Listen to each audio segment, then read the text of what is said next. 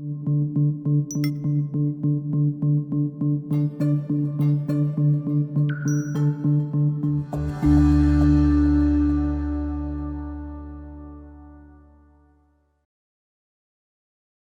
Healing Spring Show, healing families and communities by breaking the stigma of addiction and expanding the scope of recovery. Now here's your host, John Edmonson. Welcome back to the Healing Spring Show, and welcome back to another opportunity to grow, to heal, to learn.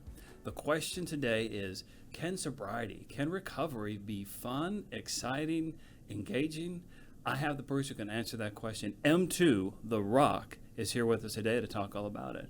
M2, welcome to the show. Thank you so much. What an honor to be here today. Yeah. And Healing Springs is just, what a great, look at this place. This place is just awesome. I'm looking forward to coming out and seeing it. Looking forward to having you. We talked about it before the show, and I'm going to be out there. And I know a lot of people that are a part of Healing Springs, and huge supporter. I just think y'all got great stuff going on. Oh, we appreciate it. And we're big fans of you. I mean, thank you. Giving that message out, I watched the other day, and I was just amazed how you just continue to address the truth of the suffering, but then at the same time really bringing in solutions. Right. And I deal with a disease. I do have a disease. I process alcohol and narcotics differently than the normal person. Mm-hmm. I have the disease is cunning, it's baffling, it's powerful. The disease talks to me in my own voice. The disease tells me that I don't have a disease. The phenomenon of craving is there. All these things where I'm dependent upon drugs and alcohol. And it made my life completely unmanageable. And I was completely powerless over drugs and alcohol. And the pain got so bad that I finally realized that I was powerless over alcohol. And I had to surrender and listen to professionals and listen to other men in recovery and take their suggestions.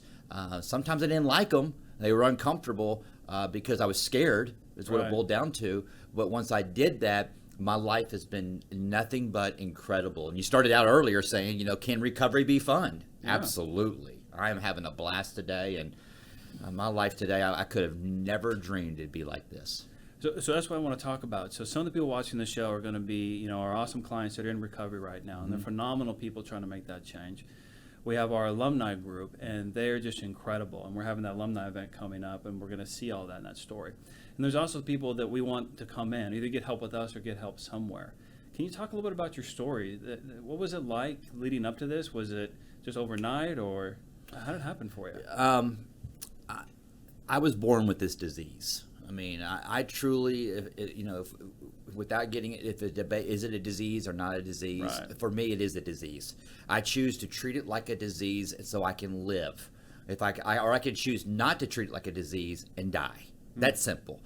And so at a very young age, and the reason why I know alcohol and drugs is so powerful in my life, because when I was 10 years old, I was mowing the yard. And I always say this, I remember the number of clouds in the sky. I remember the direction the lawnmower was facing. I remember the wind. Wow. I remember the temperature. And I remember my dad walking out with a Schlitz beer with the tab that pulled off that you could flick in the street, back in the day. That sound when you took it. Yeah, everything. I mean, the details, and I'm sitting here describing my first drink. Now, I bring my dad in because he brought it, and he says, hey, why don't you come over here? And I sat down in the planter box with him, and we were just talking, and he says, would you like a sip of my beer? My dad may drink 2 beers a year. He is not one of us. I have spilt more alcohol in one night than he's drinking in his whole life, right? Yeah. And so I want to paint that going, oh my God, your dad's the villain. No, he's not. So I drank that first sip of alcohol, and something happened. Something happened. It went into my body. It went into me. The taste, as I'm telling you this, I remember the taste. I can taste it now. And that taste I loved. And then I had another one, and my stomach just melted like icing. Something happened. And for me, it was a spiritual awakening. I didn't have that first drink because I had a resentment. I didn't have that first drink because I was angry. I drank and did drugs from that day forward because I like the effect. And you knew right then. I knew 10 right years then old. something happened. Something was different. Now, the next day, did I rush and go get a beer? No.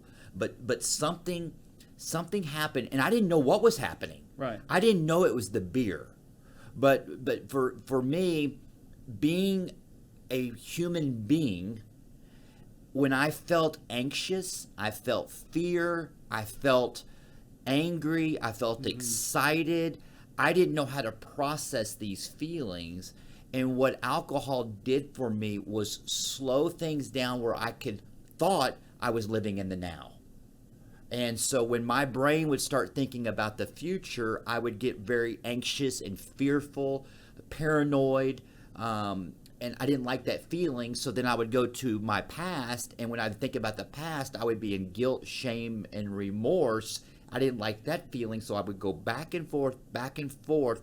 But when alcohol and drugs were introduced to me, it created this delusion where I could live in right now. I didn't think about this or feel it. I didn't think about this or feel this. So alcohol and drugs made me think I was being normal like people that I saw.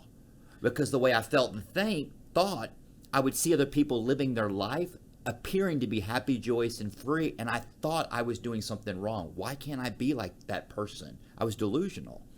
I wonder how many people out there are thinking that and connected to them, even not for alcohol, for other things, was I just want to be normal. Right. I just want to feel good. Right. And so today, that's why when I say I'm a grateful recovering alcoholic, I'm a grateful recovering drug addict, because I recognize it.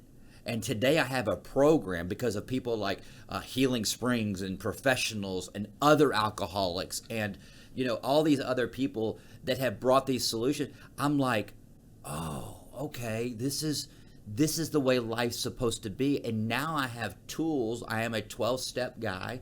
I am very faith-based. Jesus Christ is my higher power. It works for me. And now I understand this stuff, and now I have tools. When I get in fear, and I have tools to use it. As a result of, I don't use drugs and alcohol anymore, right? But I can't imagine the businessman that's not a drug addict or an alcoholic when he doesn't have these tools. He's in fear, and he's anxious and all of that. Right. What is his escape? A lot of times it's pornography, gambling, infidelity, spending, more work, workaholism, and all of these things. And it's that deadly cycle, and they don't have that inner peace. It's powerful. You actually sound a lot like our clinical director, Melissa. She says the exact same thing. Let's broaden that span of what addiction really is. Right. We were talking to someone the other day, and like, man, I'm so glad I don't have addiction. It's like, well, maybe you do, maybe you don't. Right. But there's another part that you're talking about, which is the exciting part. I want everyone to hear is some people say, man, I'm so glad I didn't have to go through that. I don't have it. But you're almost saying, like, this is something that made you a better man in a way. And that life is actually better now because of the experience. Right. When I speak, I speak a lot, and I'm not unique. I'm not unique. Now, my gift, my God-given gift, is speaking and spreading the message.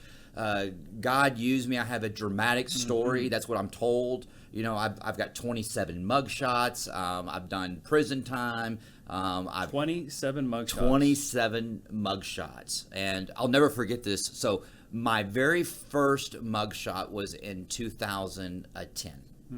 And when I was arrested, I was in Dallas Justice Center. And I'm sitting there and I'm seeing all these guys coming in, and I'm getting this mugshot. I was devastated. I was scared to death. I was becoming that guy I said I would never be. I wasn't there I was there for a DWI and a second-degree felony of controlled substance. It was the real deal. This was a real charge. And I had become that guy, and I was devastated. I was holding on for dear life with my home building company, and I was holding on ego, pride, and grandiosity. And all I was worried about was my reputation. Okay. Yeah, how you look in the community. Yeah, because I'm so delusional. I really think people are waking up in the morning thinking about me, right? And so all this stuff is happening, and John, I thought I prayed to God. I didn't know what I was doing. I was so scared. I was like, this is it. I am at my rock bottom. I'm never, ever doing this again. I'm never drinking again. I'm never doing drugs again. I'm tired of this life. I'm making a change right here, right now. And I meant it. You felt it. I meant it with every ounce of blood in my willpower body. Willpower body. I got bonded out the next day, okay, by family. Right. Devastating. We've never experienced stuff like this. How do you bond someone out? How do you do this? And I got out, and that night I drank, and I got high on speed again. 8 hours after I got out, all right? I was powerless over this, and I justified it. I need it because guess what? When I got out, I started thinking of the future. I got to make the comeback. It made me anxious. I was uncomfortable. I didn't like that, so I go to the past, and I go, I'm a loser. I just got arrested. I've lost my family. I'm losing everything around me. I am a loser, so I'm struggling with shame. I didn't like that, so what do? I go back to when I was mowing the yard when I was 10 years old because I need that. And so I drank, and I said, I'm just gonna drink Just a little bit. just tonight. Yeah. I just got out of jail, right? I mean, I'm stressed out. Okay, and so I drank and did drugs. You ready?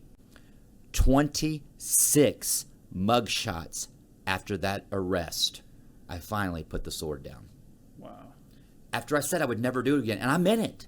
So if you're out there struggling, I get it, but 27 mugshots, I finally put the sword down. And today I can finally answer the question, what happened? What's different? Because that's what everybody would say when I would get out. So what's different now? What are you going to do this time? What are you going to do this different? time? Oh, I'm sorry. I'm never doing this again. Yeah, we've heard that before. At first it's, okay, we hear you. What can we do to help you? Yeah, and first couple times. Yeah, maybe. and each mugshot's like, and then after that, and then it got to a point where there was nobody there to greet me when I got out. I went straight to a homeless shelter, or I went to a trap house, or I went to, and that's where this disease. We don't drink up, we drink down. And I literally I was living in a stolen Suburban behind the bait shop at a lake. And when people think of alcoholics, I hear this all the time. I'm not an alcoholic. I don't live on the street. I'm not going to live under a bridge. Yet. You didn't start that. So that's what they see. You didn't start that way. So the business people out there who are listening to this, maybe the high rollers, entrepreneurs, are going, that's not going to happen to me, or that's not me.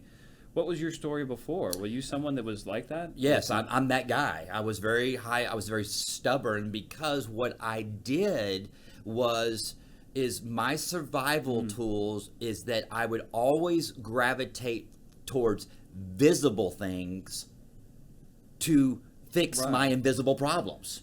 Okay, so if I was going to go dry for a couple of days and I wasn't going to drink or do drugs, I would dive into work. Okay, and I would dive into work, and you know what was fueling me to work that day? Resentment. I'm gonna make the comeback. I'm gonna show everybody here I'm gonna be the greatest home builder again, and I'm gonna make. And what was driving me? I played the Rocky music, and I was like doing this deal, and what was pushing me was resentment. I'm going to show you. And that's what was driving me. And what happened is I couldn't make the comeback in 24 hours. Right. I wasn't looking at the big picture. I wanted to make the comeback overnight, and it wasn't happening. So I would get frustrated, and I would go back to when I was mowing the yard. And that comfort and that feeling. And I never got it. I got it for maybe a chillisecond. But I would just do more, everything to get that to stay in the now. I wanted to get right here, right now, and I couldn't. I wanted that. See, I'm a sick man. I always remember. I always remember this. I always remember. I never remember the. I never remember that. I never remember. Put your hands behind your back. You need to get in the car. You're coming with us. I don't remember that. I don't remember if you produce a dirty UA again, you will go to prison for a long time. I don't remember that. Today I do. Yeah, today it clicks. Today it's there. So you're someone who went from being this high roller home builder. Right. So on the outside, people looked at you, probably wish they could be you. Right. I'm guessing. So there's other people out there that were comparing themselves to you, wish I could be like that. Maybe they're going through the same process. And then progressively? Did it happen overnight? How long did it take to lead into this experience? I knew I had a problem. Right off the I knew. always. And every addict that I talk to, every addict that I talk to, or anybody who is, I always tell everybody, listen, if you're having a discussion or a thought about alcohol or drugs, look at it. Look into that. I don't have a thought or a concern about low-fat milk. I don't think about it. If it's in the refrigerator, yeah, I'll have a glass of milk. It's not a mental obsession. But if I'm sitting here thinking about going, in 2 hours, I get to go to happy hour. And I'm going to go for one reason, and that's to have a drink. I'm telling you, coming from him too, we need to look at that. Why can't we go, okay, in 2 hours, I'm going to go to go serve someone else. I'm gonna go do some community service, or I'm gonna go be alone with God, or I'm gonna go spend time with my children. That's where I get my inner peace. Okay, as opposed to going and chasing visible things, chemicals to change my invisible problems, so I can knock the edge off. So what happens to me? I knock the edge off. Now I want to keep the edge off.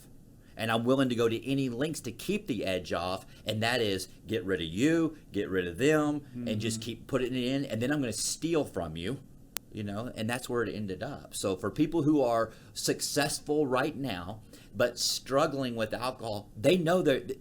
Somewhere in the back of their head, they got it. We know that when we are alone and we're in our $50,000 bathroom, and the door's shut, and it's me in the mirror, and I look at it, and I'm like going, I don't physically feel good today as a result of alcohol. We know it. We know. You know why we know it? Because that's why it's called alcoholism. That's why there's a name to it. That's why it's out there. Because if it didn't exist, we wouldn't be talking about it. Right. Right? So it's there. And so if that thought even enters your mind that you might go, you know what? I drank too much last night. And I do this a lot. There's something wrong with me. Something's going on. And we know why we're drinking. We know it. There's denial of quitting. That's where the denial is. The denial is, you mean I got to give this.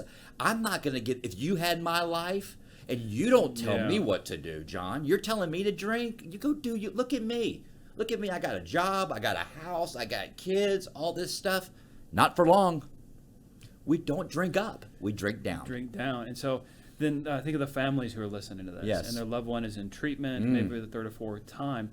What's the message you give to them? Great question. Great question. And that's the best question I'm ever asked. If you have a loved one who is struggling with alcohol or drugs, and you think he has a problem or she has a problem, and they're in denial, here is my suggestion, okay? Because we provide suggestions, right? But my suggestion is simply this.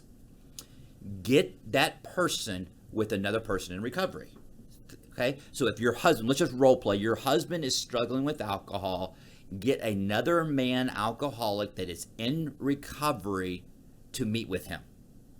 And let them talk and leave the room. Leave the room and let those two talk.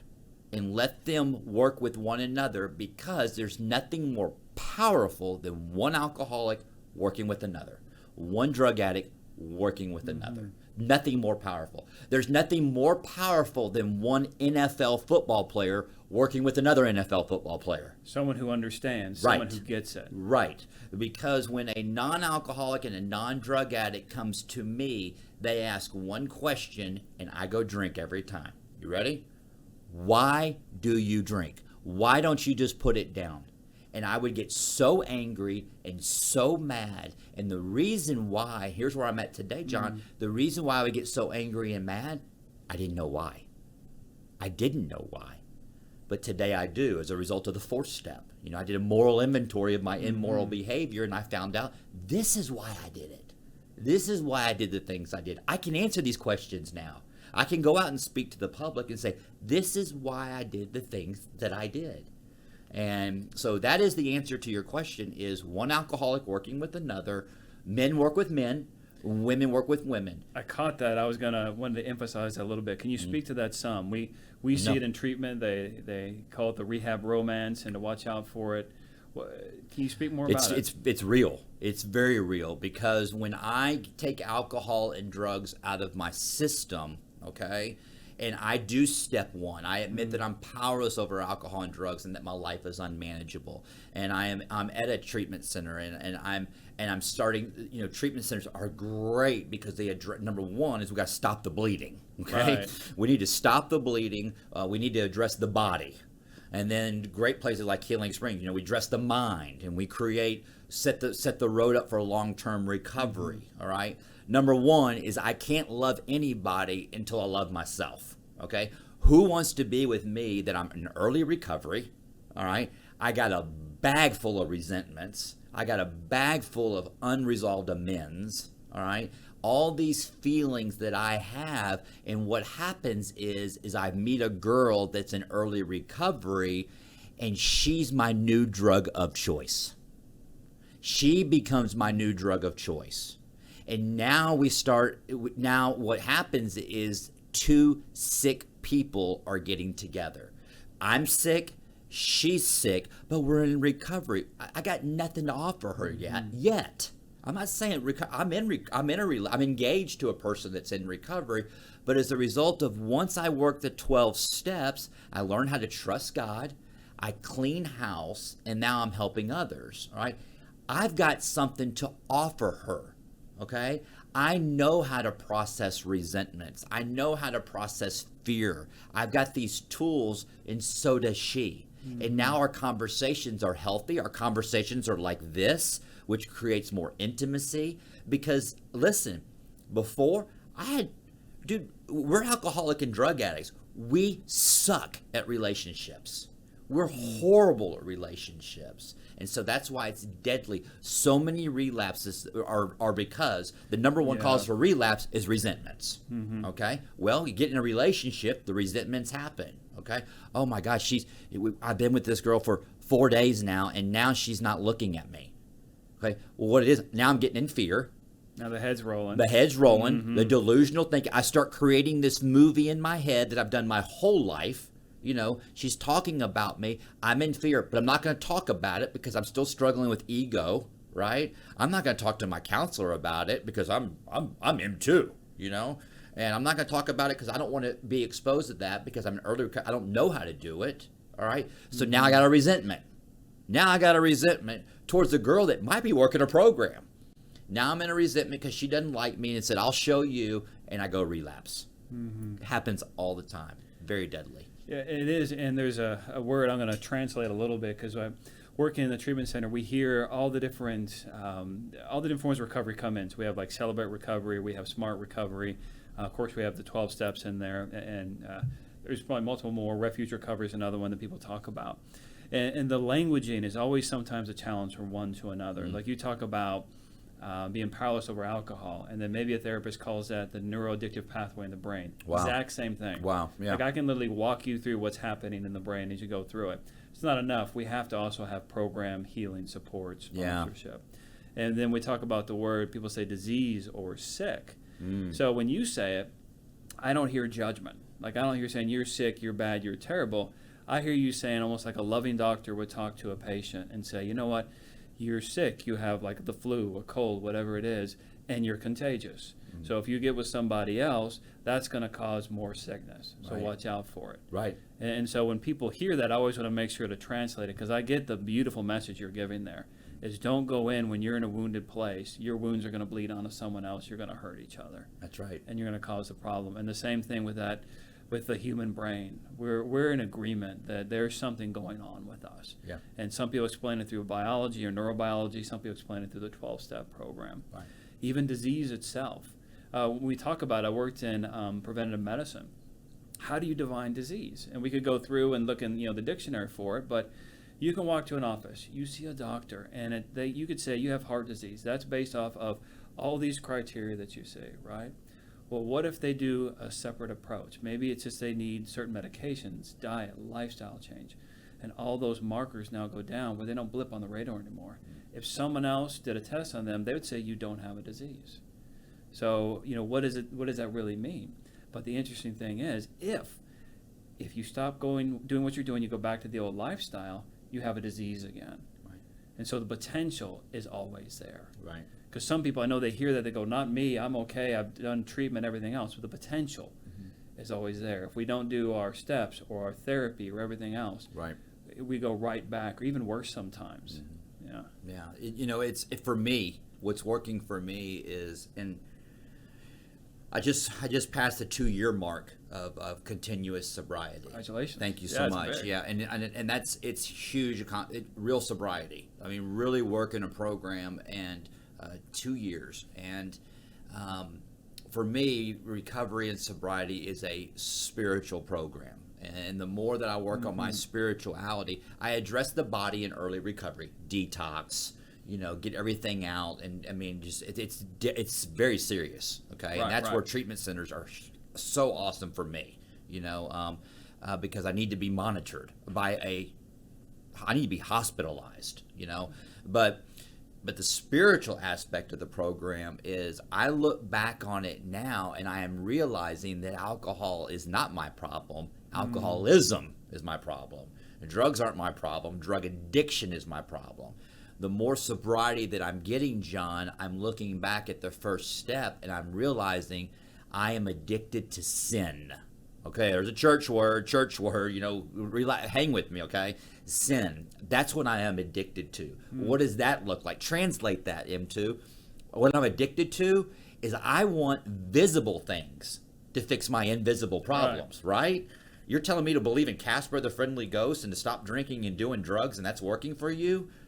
What? But that's where I'm learning today is that inner peace, and I'm feeling things with spirituality, and it's working for me. John, I never thought I'd be talking like this, ever. I thought I would never say the things that I'm saying today, and that's what recovery is all about. That's the power of it. It is. Yeah. It is. Yeah, and again, I love the translation. You said it yourself, sin. So anyone who hears that, there's a red flag for some people, they're going, amen. Right. So I love that you say it. We could say in therapy, external locus of control. We are addicted to everything out there, whether it's going to be shopping, the pornography, the food, other people, relationships. Yeah. We're addicted to something outside of us to feel good on the inside. Here's the scary thing is, there are people who, and I'm addicted to everything, but I mean, there are people who are addicted to their job and their career, and they don't realize that they're powerless over it. They don't realize that their life is unmanageable. How do they hit bottom? I mean, at least mine was so dramatic. I got to hit bottom to lose everything, to realize that I had to give up all control for me to realize I never had control in the first place. So I'm grateful. I'm so grateful that now I get to realize and look at it. The scary ones are the ones that don't have the stigma, right? The stigma, because we push people to be workaholics. Go get it. Society supports it. Society supports it. So, I mean, I feel sorry for those guys, and I know these people, and I see it. They have millions of dollars, and from the outside looking in, but when I'm with them, they're the most lonely, darkest, miserable human beings I've ever been around. And when I talk to them, they can't even hear a word I say. That's how dark, and that's scary, and that's sad, because I have a program today. And these are literally people who are constitutionally incapable of being honest. They don't get to go to treatment. I want to go to treatment. I've got to go do a 60-day treatment to get away from my job because it's making my life unmanageable. I'm about to lose my family because I work too much and make too much money. Yeah. That's real. That really happens. Yeah, it's too much. It's overwhelming. And there's no product there. There's no stigma. So the great thing is I'm glad for the stigma. The stigma got me clean and sober. Yeah, it's powerful. So how do people learn more about you and find you? You can go to m2therock.com. That's the letter M2, therock.com. All of our platforms are on our website where you can follow us. We have a show Monday through Friday from noon to 1 Central Time where we talk about drug addiction, alcoholism, hurts, habits, and hang-ups. We have great guests like yourself that'll be on the show. We have celebrities that are on the show. We have people that are just normal people that are on the show. Whatever normal is. I think normal is a button on a dishwasher. Yeah, we need to redefine normal. Yeah, but we have all sorts of people basically bringing, not basically, all we talk about is solutions. We don't get into debates like we should lock the borders down. We don't get into politics. We don't do any of that. That's a luxury I don't have. I don't have that. I got to get right into the solution. And that's what we talk about on the show. Well, M2, Michael Molthan, thank you for being on the show. We Thank appreciate you. This was great. It was a good time. I enjoyed it. I'm looking forward to being on your show. Absolutely. The story will continue. Yeah.